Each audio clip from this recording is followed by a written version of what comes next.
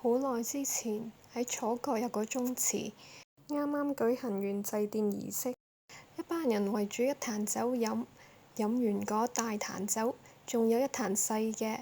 主人家話：不如我哋嚟個畫畫比賽，先畫出一條蛇嘅人可以得到呢埕酒。話口未完，一個畫家就喺地上勾出一條靈動嘅小蛇，小蛇仲伸出條脷。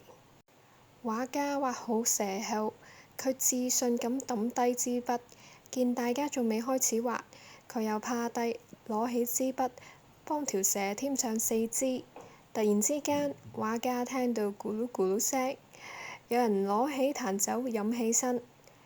嗰個人叫畫家擘開眼，擘大眼，佢話：我點醒你啦？你冇畫成蛇，你畫成四腳蛇，壁虎啊！你畫錯咗啦！畫家聽明啦，但係依然諗唔通。